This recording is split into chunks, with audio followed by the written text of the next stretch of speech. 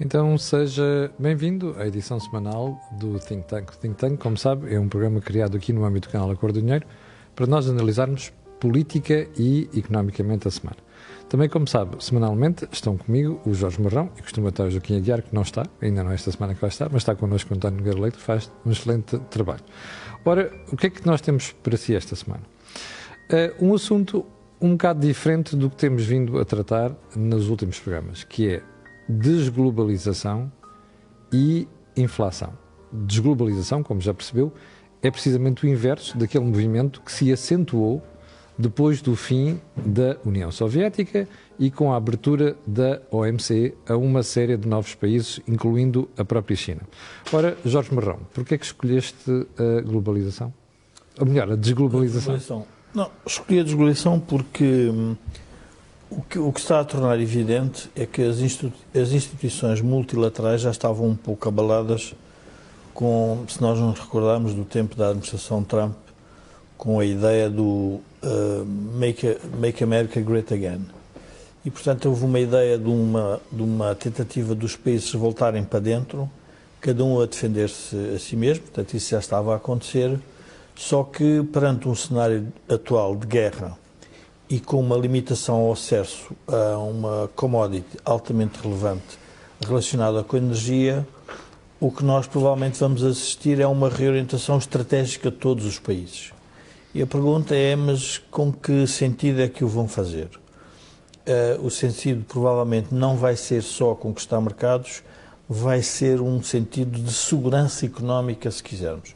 Nós estamos a pensar, eu quando penso em desglobalização estou a pensar na questão da segurança alimentar, da segurança energética, da segurança de alguns mercados críticos para os diferentes países, e isso pode levar a um retrocesso que eu diria que vai ser quase civilizacional, porque em termos práticos o mundo, se quisermos, o mundo menos desenvolvido desenvolveu-se muito por causa da globalização. Eu diria que os trabalhadores do mundo menos desenvolvido foram os grandes beneficiados da globalização e, aliás, nós vemos que as grandes tensões que houve nas sociedades mais desenvolvidas foi, se quisermos, a deslocalização de muitas das produções para esses novos países, para esses países emergentes. E, portanto, tudo isto vai ser posto em causa com esta nova realidade que neste momento já nos estamos a defrontar e que todos os dias assistimos. Quando tu dizes que se vai inverter o movimento que já vinha das décadas passadas, a verdade é que o mundo nunca foi tão igual, tão menos desigual, se assim quiseres, do que como agora, por causa precisamente da abertura dos mercados. As últimas contas que estive a ver apontavam para mais de 200 milhões de pessoas na Ásia que saíram da pobreza para a classe média. Sim, sim. E provavelmente outras tantas na América Latina. Ora, como é que nós, depois de percebermos os benefícios que a globalização trouxe para a humanidade, porque é que estamos dispostos a recuar? Eu diria que nós vamos ter também, há uma consequência política que são os nacionalismos económicos, tanto estão na extrema-esquerda como estão na extrema-direita. Portanto, o nacionalismo económico, sim, isso é comum. Ou seja, retroceder para as fronteiras da nação, faz parte, se quisermos, da tendência natural das sociedades se protegerem perante a incerteza que o mundo lhes traz. Ora, o que a globalização trouxe foi algo diferente, foi essa incerteza, que também trazia mais risco, gerou mais capacidade das economias se integrarem. Sim. E, por outro lado, gerar mais produtividades a nível mundial. Porque qualquer pessoa que estuda economia sabe que a questão das trocas comerciais, de irmos à procura da vantagem comparativa de países relativamente a setores, a empresas, às vezes até muito cirúrgico, faz uma diferença brutal. Veja-se o caso, por exemplo, da Ucrânia, que nós pensarmos a Ucrânia como o grande produtor de cereais. A pergunta é, todos os países que vão começar a produzir cereais provavelmente vão fazê-lo com produtividades menores. Ora, isso é sempre prejudicial para o desenvolvimento global se quisermos, do planeta. E, portanto, eu acho que é uma consequência que nós temos que estar atentos e ver até que ponto é que as instituições que, no fundo, podem ser instituições federais ou multilaterais, conseguem eliminar essa tendência. Bom, antes de passar ao António, eu quero lembrar que o programa, para já, que este canal tem uma parceria com a Prozis, e isto só me responsabiliza a mim, e que este programa ainda tem ajuda à produção do grupo Sendis Alidate. António, também estás de acordo com o Jorge de que nós estamos a assistir a um inverso do que aconteceu desde os anos 90? Estamos, e as razões foram já de alguma forma faladas pelo Jorge e estão na nossa realidade cotidiana. Sim. Por um lado, os Estados Unidos, no mandato do presidente anterior, recentrou-se muito sobre si próprio, porque ele tomou como suas as preocupações das zonas que tinham sido particularmente prejudicadas pelo movimento de globalização. Nos Estados Unidos, aquilo que se chamava o Rust Belt, portanto, quer na Pensilvânia, Ohio, Michigan, enfim, até Indiana e Illinois, toda essa zona, que era uma zona altamente industrializada, da segunda ou terceira Revolução Industrial, e que foi altamente penalizada quando as empresas americanas deslocalizaram muita daquela atividade para outras zonas. Também deslocalizaram internamente, porque se nós formos olhar para os Estados Unidos, há um paralelo, que é o 39, acima desse paralelo, os sindicatos são fortíssimos, abaixo desse paralelo, os sindicatos não são tão importantes. É que a indústria automóvel europeia, quando se instalou, não foi para a zona de Detroit, nem para Michigan, foi para o Mississippi e lá para baixo para o Alabama. Mas a razão era essa, aliás, qualquer pessoa que quisesse fazer um investimento nos Estados Unidos, os consultores americanos, a primeira coisa que diziam é industrial, então tem o Arizona, tem o Novo México, tem Texas, tem a costa do Golfo, tem a costa do Atlântico abaixo das Carolinas e abaixo. Portanto, ao promover os interesses dessas pessoas, obviamente que o que elas queriam ouvir é: vamos fechar-nos sobre nós próprios, vamos impedir mais deslocalizações, vamos trazer de volta a produção que era feita nos Estados Unidos e que agora é feita na China, que é feita no sul da Europa, que é feita na América Latina, muita no México. A indústria americana, nomeadamente automóvel, é fortíssima no México, a indústria de moldes, componentes, etc. E vamos trazer isso de volta para a América. Portanto, e se nós olharmos para os dados do comércio internacional e olharmos para exportações mais importações, verificamos que a partir de 2014 elas passaram a ter um comportamento menos positivo. Elas caíram na altura da crise financeira, quando a economia global caiu, mas depois retomaram o padrão de crescimento, mas depois nunca mais o padrão teve, digamos, a aceleração que tinha no passado.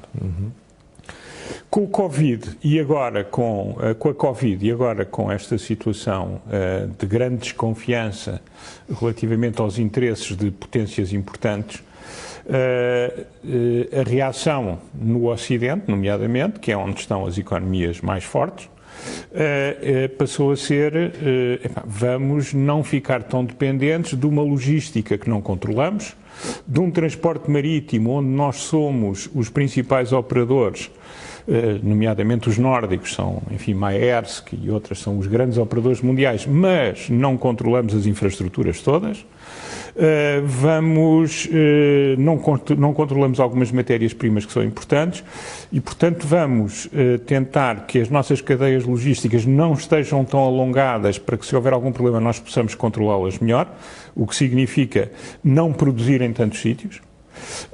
E, por outro lado, e não operar logisticamente em tantos sítios, quer dizer, vamos tentar fornecer esses mercados, mas não estar dependentes da distância em termos de localização, o que é um pouco anacrónico do ponto de vista económico, porque elas foram para lá exatamente porque as melhorias nos transportes, na tecnologia de comunicações, na forma de estarmos organizados, etc., tinham permitido fazê-lo da forma mais eficiente. Agora, o que as pessoas dizem é, entre a segurança e o interesse nacional, chamemos-lhe assim, ou o interesse da região geográfica em que nós estamos, se calhar estamos dispostos a pagar um preço económico de menor eficiência para ter as coisas numa localização que nós consigamos de facto controlar melhor. Os grandes perdedores, como o Jorge disse, são, pelo menos nesta fase inicial, se este movimento se concretizar, e eu acho que se vai concretizar, porque a questão da segurança veio dar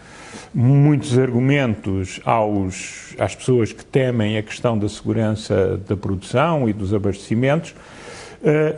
Isto vai prejudicar sobretudo as pessoas que estão nos países onde as empresas tinham deslocalizado e que tinham, enfim, os últimos anos foram anos de grande aumento da igualdade a nível global. Pois. Porque ainda que nos países esse movimento não tenha sido igual em todo lado, as pessoas abaixo do limiar de pobreza diminuíram em percentagem do total de uma forma muito grande ao longo dos últimos 30 anos.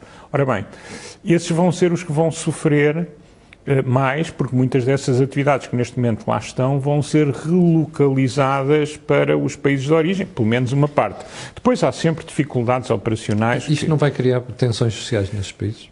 Estou a pensar em Indonésia, muito no Sudeste Asiático. Muito no Sudeste Asiático, um bocadinho na América Latina, embora na América Latina eles sejam especialistas a criar problemas independentemente do contexto exterior e já estão a tratar de destruir parte daquilo que conseguiram fazer em alguns países nos últimos anos. E, portanto, aí, digamos que o sistema autorregenera-se desse ponto de vista com grande facilidade. Eu acho que tudo o que são Filipinas, Tailândia, Camboja, Malásia, Vietnã, Indonésia, Vietnã vão ser regiões muito afetadas. A própria Índia e o Paquistão vão ser também afetadas por esse processo. Jorge, a opinião pública, os cidadãos do mundo ocidental estão preparados para o que vem aí? Porque, repara, trazer estas cadeias todas de novo para este hemisfério quer dizer que nós vamos pagar preços mais caros. Porque a mão de obra é mais cara. E temos de trazer gente. Exatamente, e temos de trazer gente. Temos de trazer gente. Eu estava a ouvir o António e estava-me a lembrar que a ideia, enfim, contávamos no bloco soviético, havia a ideia do internacionalismo proletário, em que no fundo era proletários de todo o mundo unidos e que, portanto, nós vamos lutar contra o capital e provavelmente a nossa vida melhora. O que depois demonstrou a história foi que a abertura das sociedades fechadas, quer as que eram já desenvolvidas e as que estavam a emergir, foi o que resultou na melhoria global da população trabalhadora. Exatamente. E, portanto, mas há um pequeno pormenor. É que as sociedades podem começar a competir, em vez de estarmos no fundo competimos com base em fronteiras, mas podemos estar a competir em percepções que os trabalhadores têm da sua perda relativa. Ou seja, se todos os trabalhadores de cada país quiserem que as produções voltem ao seu país de origem, provavelmente nós como sociedade vamos perder. Ora, isto é muito paradoxal para a política, porque se vê confrontada com um problema novo, e no caso que o António bem referiu, no caso de Trump foi evidente que foi procurar todos, enfim, os descamisados, se quisermos, da globalização, que foi a deslocalização das produções. Como faz Le Pen, por exemplo. Mas que nós também depois não percebemos. Há um secretário de Estado um ex-secretário de Estado americano, o Robert Reich, fez um livro fantástico que era sobre o trabalho.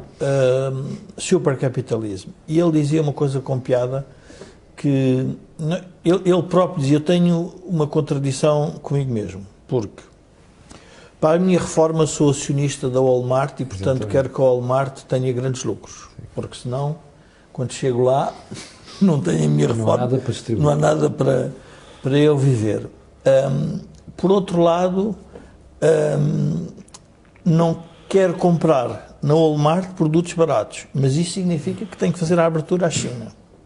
Mas, por outro lado, quero os trabalhadores industriais ocupados na América. E, portanto, ele próprio dizia: eu sinto-me uma pessoa que tem este conflito de interesses. Umas vezes como pensionista, outras vezes como americano e outras vezes como, no fundo, pensando nos trabalhadores. E, portanto, este vai ser um problema que as sociedades vão ter. E, como estavas a referir há pouco, a própria China, o próprio envolvimento da China nesta guerra na Ucrânia, eu estava a ler num artigo no Economist, em que eles já estavam a pôr em causa a questão de a América, por exemplo, fechasse à China em tudo o que fosse aviação. Há uma grande dependência da aviação chinesa da tecnologia americana.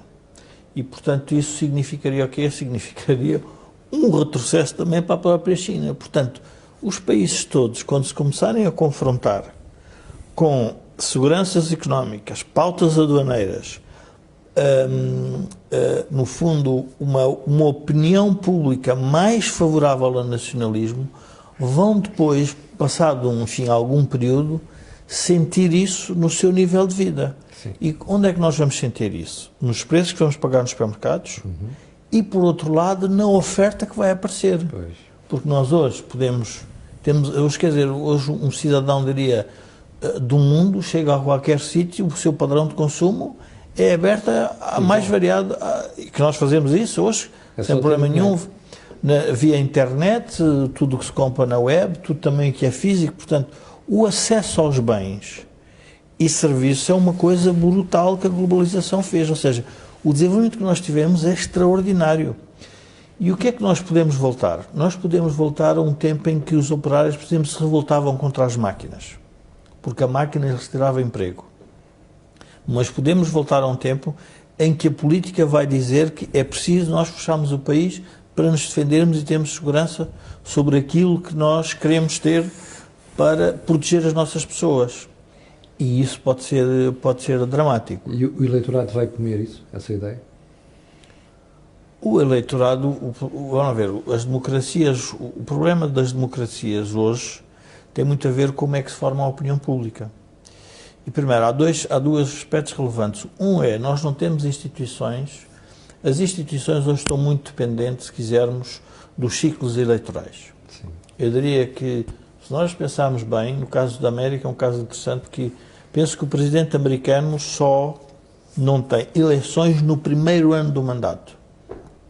Até terminar o mandato, passam sucessivas eleições de governadores, de mudança de Senado, portanto... Ou a Câmara dos Representantes. Portanto, sempre a mudar. O que é que acontece? Os governos têm uma tendência para, nos primeiros 2 anos, se dedicarem, primeiro ano e meio, a reformas e depois os outros 2 anos a fazer política para voltar a conquistar os eleitorados. Ora, o que nós estamos a falar é uma coisa de longo prazo. Ou seja, se nós começarmos a pensar, há pouco o António referia, o acesso às infraestruturas. Quem é que são os donos hoje dos portos? O que é que foi feito à estratégia chinesa relativamente à nova Rota da Seda? À nova Rota da Seda. Como é que essa Rota da Seda vai funcionar? Qual é o custo logístico que os países vão introduzir uns contra os outros? Porque este também é o outro problema. Nós sentimos agora no Brexit. Todos aqueles produtos que se comprariam na Inglaterra, hoje é uma coisa muito mais complicada para chegar a Portugal. E pagas impostos? Agora, nós temos sanções a nível de capitais. E é importante perceber que o movimento é um movimento que é um movimento que tem, vamos lá ver, tem uma tendência que vai ser difícil parar. Nós temos sanções de movimentos de capitais. Vamos ter sanções de movimentos de pessoas. Depois vamos ter sanções de movimentos de bens e serviços. Portanto, tudo isto junto significa o emagrecimento da economia mundial. António, este risco que estamos aqui a falar existe também para o espaço da União Europeia? Claro que sim. Eu acho que, e no caso da União Europeia, eu diria que é aumentado por algumas coisas que nós deveríamos ter feito em tempo e que não fizemos. Por exemplo, o Joaquim Aguiar, que não está aqui, nos últimos 30 anos tem dito e escrito, e eu ouvi-o várias vezes dizer, que o outsourcing da defesa dos europeus para os americanos era algo que teria um fim, porque a guerra, na altura, quando comecei a ouvir, ele dizia porque a guerra terminou há 40 anos, agora terminou quase há 80, e os americanos têm mais que fazer, têm que olhar para o Pacífico com a atenção com que não olhavam em 1945, já não existe, a partir de certa altura, a cortina de ferro, embora os riscos estavam lá, como agora estamos a verificar, e, portanto, os europeus têm que fazer um esforço de serem mais autónomos em tempo da sua defesa, contando sempre com o apoio dos americanos. Ora bem, os europeus não quiseram ouvir nenhuma dessas mensagens. Para dar um exemplo, também que é certo que, vou dar aqui 2 números, é certo que no número inicial estavam muitos aparelhómetros iguais àqueles que nós vemos agora na guerra da Ucrânia, T-72, T-80. A Alemanha tinha, em 1991, quando a unificação, 5.000 tanques. Os tanques, sabemos hoje em dia que não têm o papel na guerra que tinham na Segunda Guerra Mundial. Hoje a Alemanha tem 300. A Ucrânia tinha 2.700 antes do início do conflito e a Rússia 12.000. A Alemanha tem 300. E não estão todos funcionais. E muitos dos equipamentos mais modernos, quer dizer, houve um desinvestimento brutal da Alemanha na defesa desde os anos 90 para aqui. O mesmo aconteceu em alguns outros países europeus. Portugal, como nós sabemos, nós temos várias fragatas, funciona uma. Não é? Neste momento funciona uma. Portanto, também vamos ter de fazer um esforço grande. Mas isto para dizer, os europeus com a política de defesa, e a política de defesa pode ser geradora de emprego e de valor. Para além dos da defesa, que tem um valor imenso, não é? Como nós agora estamos a perceber. Mas para além disso também temos que fazer algumas alterações da energia. Tem que se fazer muito investimento, sobretudo em interligações. Eu admito que no final vamos estar com um sistema energético mais eficiente do que aquele em que estaríamos se não fizéssemos estes investimentos. Portanto, esses são aqueles que eu acho que no plano social e no plano económico e no plano financeiro fazem todo sentido. Mas este movimento de fecho vai pôr mais em causa algo que a demografia já estava a pôr bastante em causa, que é o sistema, que é o Estado Social Europeu. Mas era aí que eu queria chegar. Este crescimento da despesa na área militar, e nós temos neste momento vários países europeus que excedem largamente os 2%, recomendados pela NATO, isto não vai faltar dinheiro para as políticas sociais? Quer dizer, eu acho que depende de como ele for feito, porque no caso da defesa, a União Europeia gasta várias vezes o que a Rússia gasta, porque a Rússia é uma economia, alguns entre a Espanha e a Itália, agora mais do que mais a Espanha, se calhar até menos daqui por uns tempos, e bem, não é? Para nós, porque quanto mais fracos eles estiverem, menor é o risco que nós enfrentamos. Mas o que é facto aqui é que os europeus gastam imenso porque não estão suficientemente coordenados e portanto, não há uma política centralizada. Provavelmente mesmo que nós não queiramos fazer o outsourcing para uma entidade central da nossa defesa, uma melhor coordenação e não andarmos sempre de discursos de amizade e práticas de costas voltadas, se realmente nos articularmos, nós podemos ter um exército muito mais forte. E uma defesa muito melhor, não gastando assim tanto mais. Alguns países. E aqueles que têm que gastar mais até são aqueles que podem gastar mais, como é o caso da Alemanha, claramente pode gastar mais. Agora, a minha questão era pelo outro lado, era que se, e nós não sabemos onde é que isto vai desembocar, se nós crescermos todos menos, esse menor crescimento faz com que a sustentabilidade económica para garantir o Estado Social fique diminuída. E, portanto, o desenlace final em termos do fecho das economias dos diferentes blocos vai determinar também aquilo que nós podemos fazer em termos do nosso Estado Social. E, portanto, vamos estar aqui sempre com escolhas que não são fáceis. Isso eu acho que o que pode acontecer, António, isso vai determinar também o perfil dos novos políticos. Vou dar um exemplo. Era impossível, há 2 anos atrás, o António Costa aparecer de camuflado.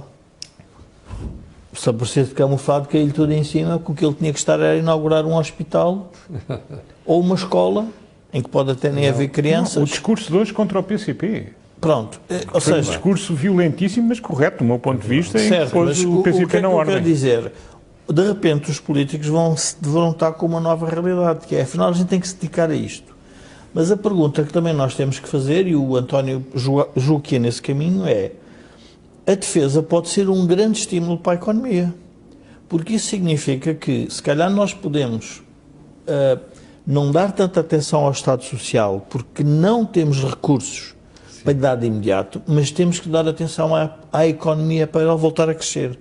Porque é a única forma de voltar a termos Estado Social. Porque é quase como se eu fosse obrigado, do meu rendimento, isto é a mesma coisa que eu dizer a uma pessoa, do rendimento que tu tens mensal, este ano vais dedicar-se, faz favor, aos alarmes, à segurança, às fechaduras, e portanto, e de repente, a família diz, não, mas nós não vamos de viagem. Não, temos que gastar na defesa do nosso prédio. Jorge, mas e a pergunta é... que é, se tu não produzias esses bens, tens que os importar. A minha questão agora era outra.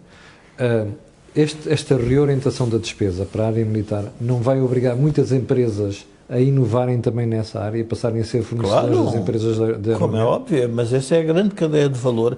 Aliás, os sociais-democratas mais socialistas, se assim quisermos, são os grandes defensores que dizem que quem faz, no fundo, o desenvolvimento da América é a indústria de defesa, que é uma indústria do Estado. Portanto, quando se querem, enfim, quando querem dizer... Não é do Estado, mas o Estado gasta muito com Não, mas quando querem dizer Sim. que o Estado é muito relevante na sociedade... Os Mazzucatos da vida. Exatamente, a Mazzucato vai muito nesse sentido. Mariana Mazzucato, mas a verdade, para os espectadores que não conhecem Mariana Mazzucato. Mas a verdade é que a compra pública induz, obviamente, um modelo de incentivos à economia privada. Sim. Toda a despesa pública é receita privada. Isto não vale a pena. Aliás, ficou célebre a discussão entre americanos e europeus nos anos 80 porque os Estados Unidos diziam que a Europa subsidiava a Airbus. E os europeus diziam, mas vocês também subsidiam a vossa indústria aeronáutica, portanto, por causa da defesa. Sim, mas a quantidade enorme de coisas que nós usamos no nosso dia-a-dia e que resultam da indústria da defesa. Exatamente. Por exemplo, o GPS, o GPS, a nossa localização, muitas das coisas que utilizamos nas comunicações.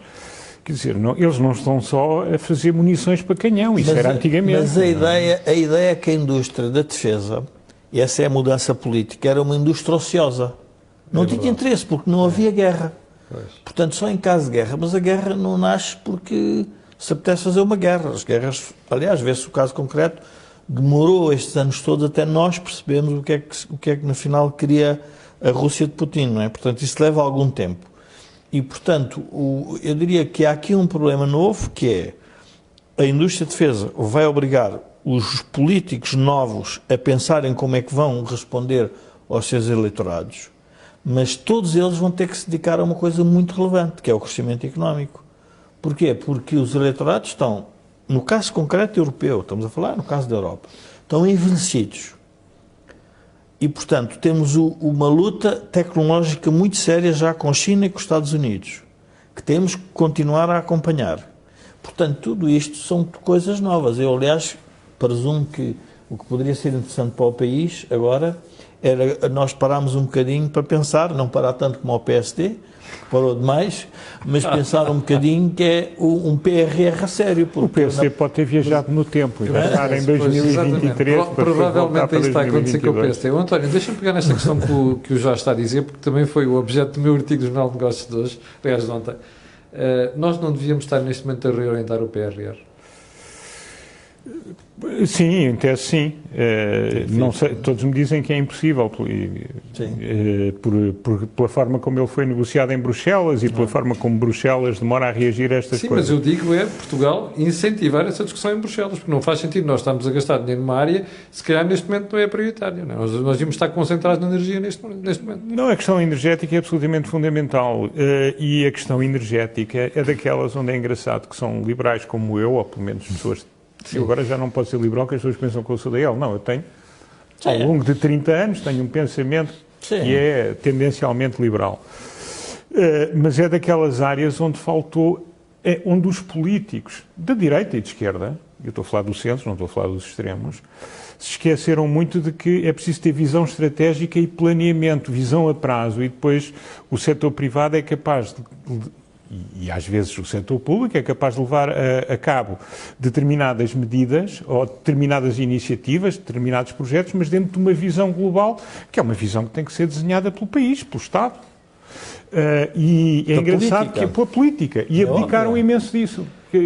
A questão europeia e a questão portuguesa, a questão alemã é paradigmática de uma total falta de visão. E de não perceber que a componente geoestratégica é uma componente essencial. Não foi por falta de aviso. Porque toda a gente avisou. Eu estive a ver os documentos do Brussels Report. Em 2000, alertavam a Alemanha que estavam a cometer um erro ao dependerem excessivamente do gás russo. Em 2000. Exato, mas nós em Portugal também temos uma noção, e eu, enfim, defendo genericamente o avanço no sentido das energias renováveis. Claro. Próprio fui administrador da EDP Renováveis durante uma série de anos.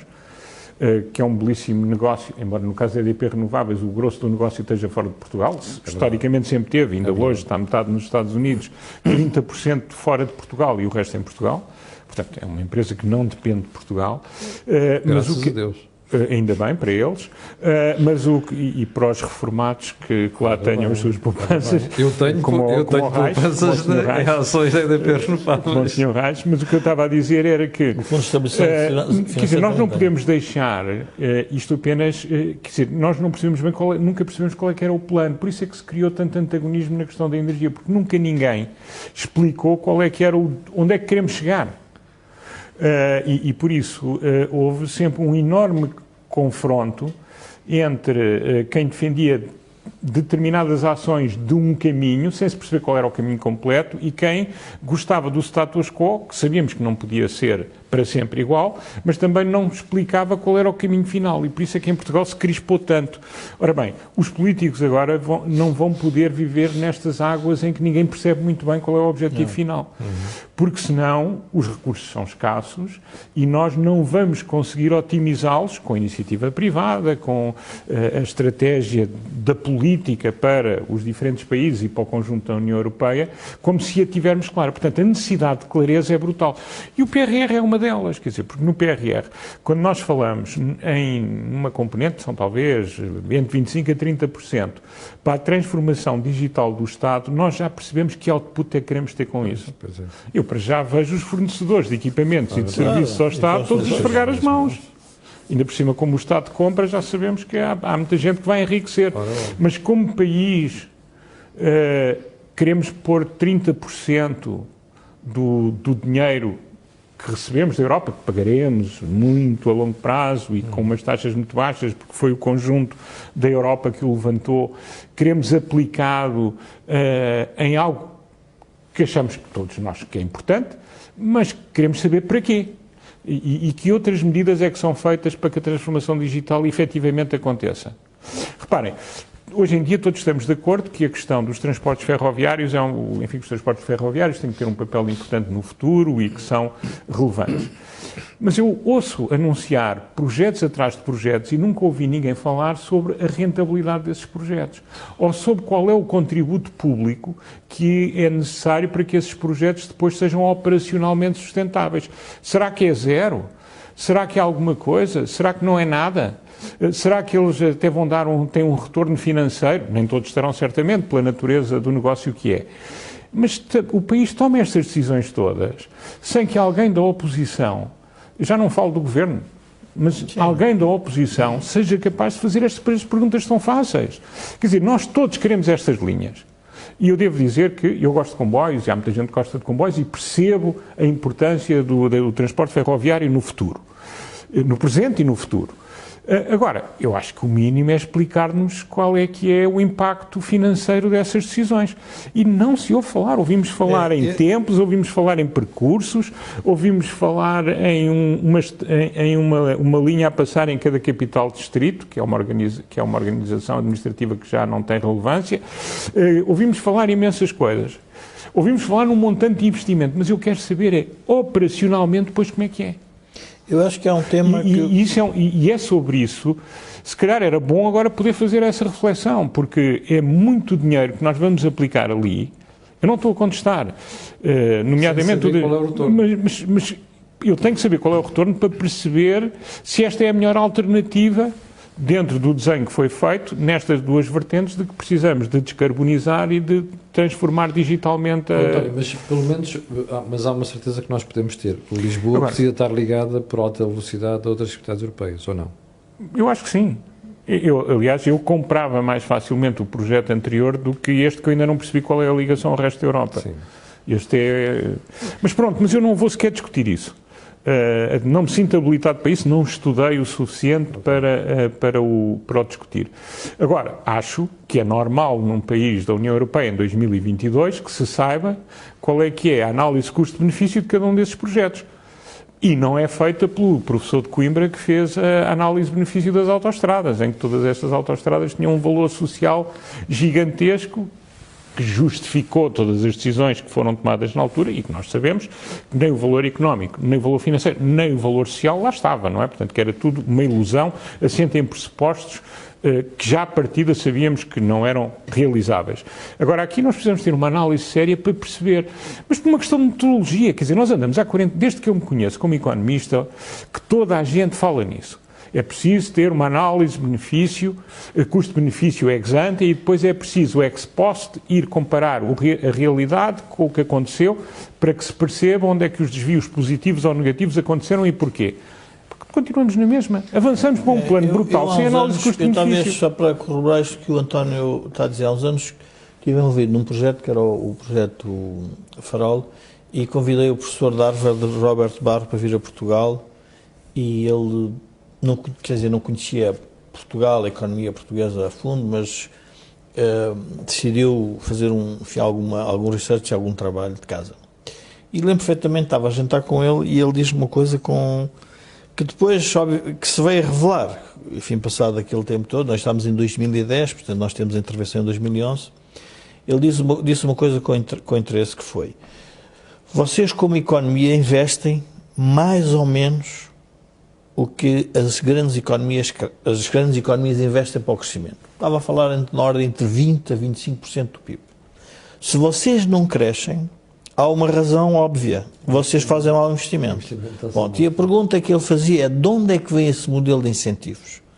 E a tese dele, depois de fazer algum trabalho, ele dizia que provavelmente só poderia haver dois sítios. Um era pelas ideias europeias do que é que Portugal devia fazer, ou seja, alguém que provavelmente não conhecia suficientemente o país e o estado do país, e que nós íamos atrás, que eram os tais fundos de coesão, todo esse tipo de fundos que nos obrigariam a ter... Ou seja, o nosso índice de desenvolvimento social, dizia, cresceu brutalmente relativamente ao índice de desenvolvimento económico, que é estranho, porque teoricamente deveriam os dois ir a par. Que deveriam ir a par. Uma coisa sustenta a outra. E o outro que ele dizia era que o próprio Estado ele induzia em errados investimentos, que era, no fundo, criava setores que se apropriavam, no fundo, dessa ideia que o Estado queria fazer em termos de investimentos. Mas eu gostava de ver este ponto que o António referiu, porque isto leva-nos aqui também a um outro tema, que é: se nós observarmos, agora é um momento de, provavelmente, os partidos, eu diria os partidos do arco de governação, não é o caso, tirando obviamente nem o Bloco nem o PC, nunca o foram, mas fizeram parte, quer o PS, quer o PSD, têm que parar um bocadinho, porque a luta política tem que se fazer com base noutros paradigmas. Porquê? Porque aquela ideia que nós vamos ter muito menos recursos, o António estava aí nesse caminho, nós vamos ter menos recursos porque tivemos uma pandemia, temos uma crise que resultante de uma economia de guerra, não sabemos estrategicamente para onde é que os países vão, qual é a ideia que eles vão seguir. Temos uma União Europeia unida por causa do inimigo comum, porque retirando esse inimigo comum, estou convencido que as discussões na Europa parece que voltam todas outra vez atrás. E, portanto, é um momento certo para o país poder também sentar-se a discutir e a debater estes assuntos sem grande crispação. Porque estou como o António, o que é melhor? É melhor o comboio ou é melhor mais os portos? É melhor baixarmos mais impostos e fazer menos despesa ali?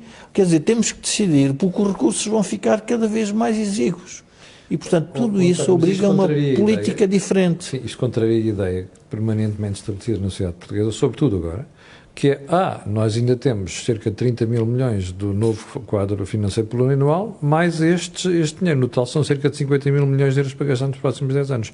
Ou seja, isto contraria esta ideia de que nós estamos a nadar em dinheiro. Não estamos a nadar em dinheiro. Quer dizer, há partes da estrutura política que estão a nadar em dinheiro. Claro. As autarquias estão a nadar em dinheiro. E as autarquias têm imenso dinheiro para fazer investimento de agora até 2030. Vão continuar a ter.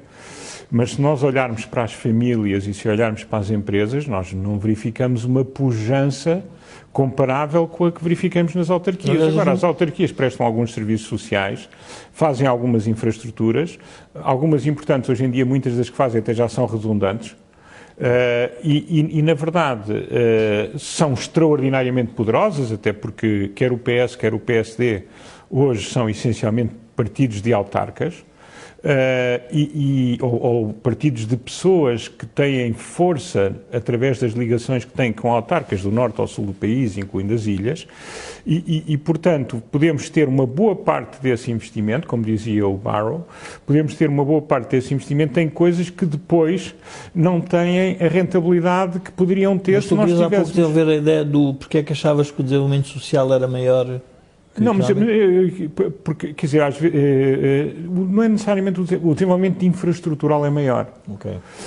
E isso tem muito a ver com o poder que os autarcas têm. Aliás, se fores a qualquer evento onde estejam autarcas e governantes, verifica com quem é que os governantes prestam, a quem é que os governantes prestam atenção, sim, com quem é que os governantes falam, a quem é que os governantes prometem coisas, quem é que...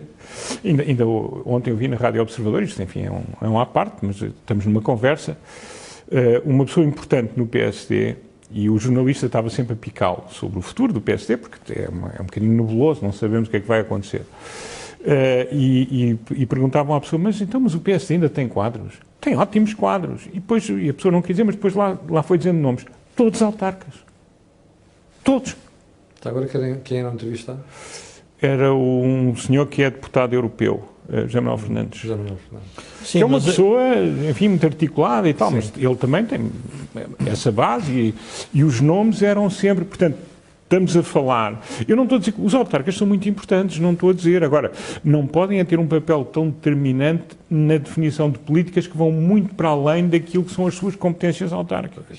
Mas eu acho que essa ideia da fluência, Camilo... Eu acho que a política está satisfeita com a ideia da afluência do PRR. Aliás, nós, se começarmos a pegar nos jornais, e visto até ao final do ano... Deixa-me só dizer uma coisa, mas o PRR permite fazer hospitais e equipá-los, mas permite operá-los? Pois, esse é que é a questão. Mas, da mesma maneira que nós temos o país cheio de ginásios de norte a sul, bibliotecas de norte a sul, mas temos as pessoas mais cultas, temos as pessoas a ir à biblioteca ler. Hoje em dia, enfim, já não se vai tanto à biblioteca, mas temos o país inteiro a nadar nas piscinas de norte a sul, toda a gente a fazer desporto. Temos uma redundância enorme de coisas que que melhoraram a paisagem, em alguns casos, noutros nem por isso, mas que não se traduzem em capacidade de fazer mais riqueza. Por exemplo, basta dizer, temos isso tudo, mas não temos pipelines de norte a sul do país. Sim, sim.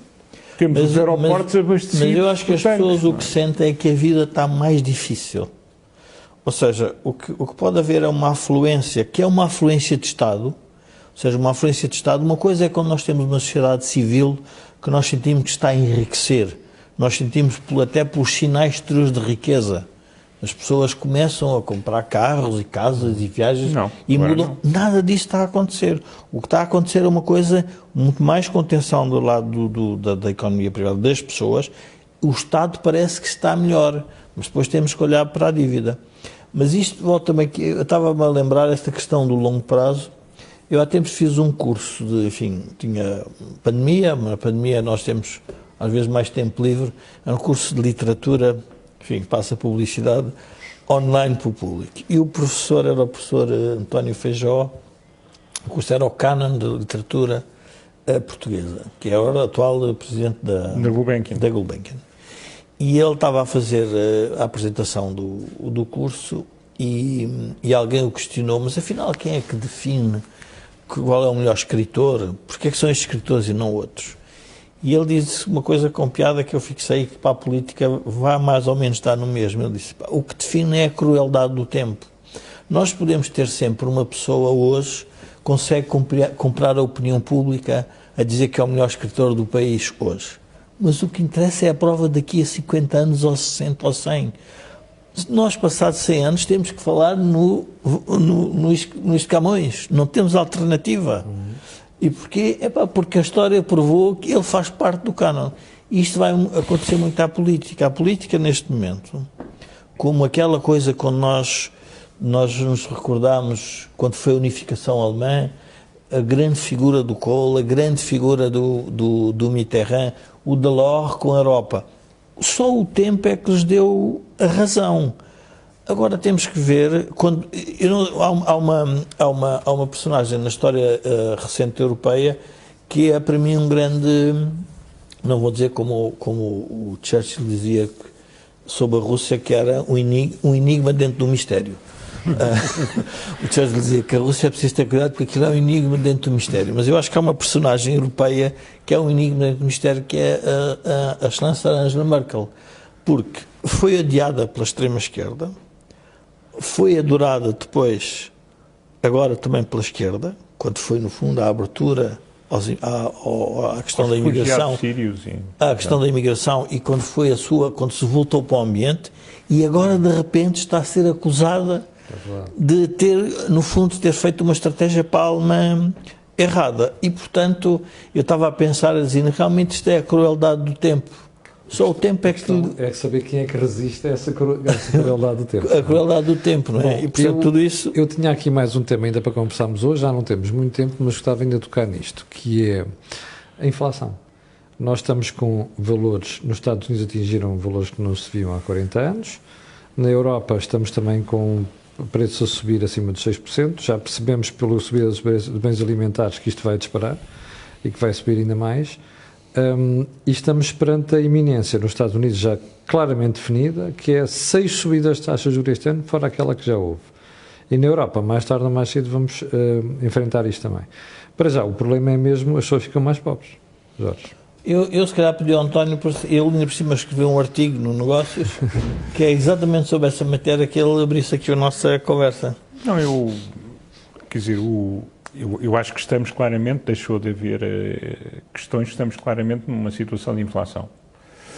Ninguém tem dúvidas. Ninguém tem dúvidas. É engraçado, e devemos lembrar que os economistas do BCE publicaram uma nota bastante circunstanciada em dezembro, dizendo que não viam sinais de inflação. Altura em que eu e muitos outros colegas já andávamos, isto é ou não é inflação, mas sinais havia mais do que muitos, não tínhamos a certeza que fosse consolidar-se num movimento com esta expressão. É evidente que neste momento temos necessariamente inflação e temos uma pressão grande que vem da subida de muitas matérias-primas, que já vinha de trás, mas que se acentua com a guerra, e também da subida nos combustíveis, que são essenciais, porque depois têm efeitos em cadeia sobre uma série enorme de setores. Ora bem, o Banco Central Europeu, os americanos já explicaram que vão subir taxas de juros e que vão, portanto, mudou o regime monetário. No caso da Europa, eu acho que ele também vai ter de mudar, apesar das resistências da senhora Lagarde, pelo menos de parte do seu Conselho, e basicamente a Europa tem aqui 2 instrumentos neste momento. Tem o instrumento da compra de ativos, que está em phase-out, ou seja, está a reduzir, e tem o instrumento da taxa de juros. Ora bem, para economias como a portuguesa, mas não é só a portuguesa, a italiana, a francesa, a espanhola, a grega, já não se fala, a subida da taxa de juros vai ter implicações muito grandes, sobretudo sobre a administração pública, mas também sobre as empresas mais endividadas, sobre alguns particulares. Embora o nível de endividamentos particulares já voltou para níveis que, em termos comparativos, são aceitáveis. Porque houve uma grande desalavancagem, como agora se diz, quer das empresas, quer dos particulares, desde 2012.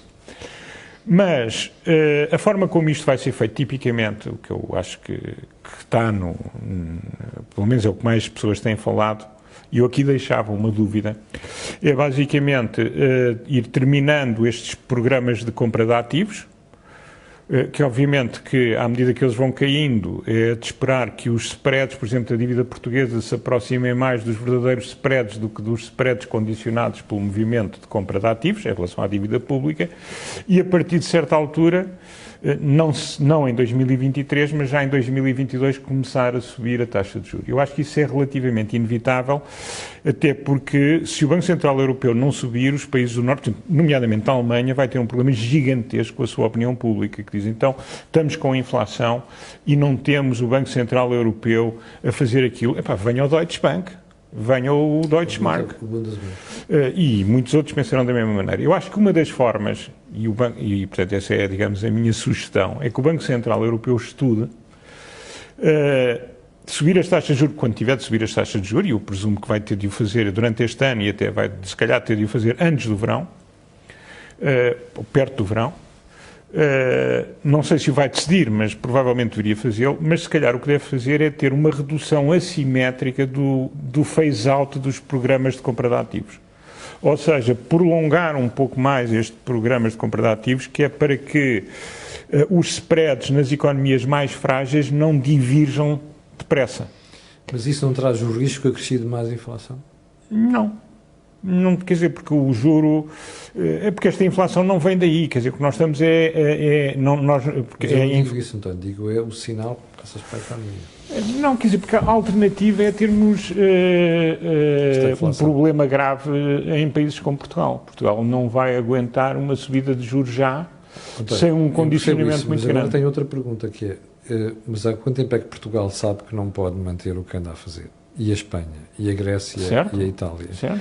Ou seja, o que nós temos é neste momento a Europa a fazer fretes. Certo, mas tu e eu fomos de um grupo de 5 pessoas, talvez, não sei se 5, que disseram sempre que o ajustamento centenar não era um ajustamento sustentável. O Presidente da República, os outros, até os partidos da oposição, mesmo à direita, toda a gente achou que havia aqui quantos ecúmeos ao superávit de 2019? Pois é.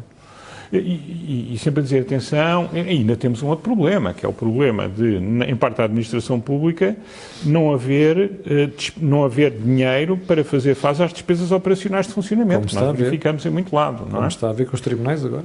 Por exemplo, e não só. E, portanto, Portugal vai ter aqui um problema, e eu estou mais preocupado até com as finanças públicas do que estou para já com as famílias, porque eu acho que as famílias, a não ser que haja desemprego, que eu espero que não vá haver, as famílias não estão numa situação... Claro que há famílias que vão ter problemas, mas globalmente... Não estão como em 2008. Nem como em 2008, nem como em 2011. Têm muito menos responsabilidades em função do seu património e do rendimento que têm, que é o que interessa para pagar o serviço da dívida. E, por outro lado, há muitas empresas alavancadas, mas já não há o grau de alavancagem nem de perto nem de longe. Ou seja, o problema está no passado. O problema está em todos, mas sobretudo no Estado nesta fase.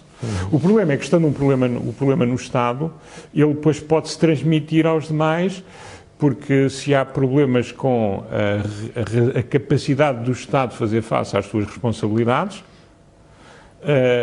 como nós sabemos, o soberano dita muito das condições de financiamento das pessoas que estão no país, não é? Sim, sejam empresas ou sejam particulares. Fora a política fiscal, e portanto, eu acho que, só para terminar, eu acho que não é uma situação catastrófica, mas era bom que o futuro Ministro das Finanças tivesse bem consciência de que lhe deixaram várias armadilhas prontas a apertar-lhe o pescoço. Jorge, as armadilhas, ele só se pode queixar delas, porque o anterior andou a fazê-las e ele bateu palmas. Estamos a falar de Medina, se Medina for para Ministro das Finanças.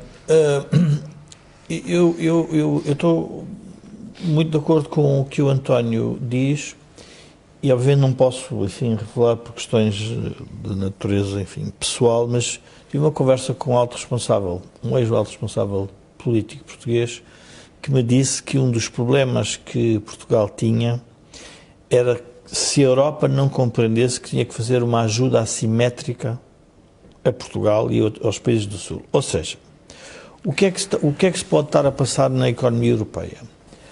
Quando nós olhamos para o que se passou com o governo de Passos Coelho, a culpa é do Passos. Obviamente que isto tem uma componente nacional, mas a culpa não é do Passos, a culpa foi da Troika. A Troika não percebeu realmente a sociedade portuguesa como é que ela era, como é que estava estruturada a funcionar. E quem teve que aplicar essa receita, depois levou com todas as consequências.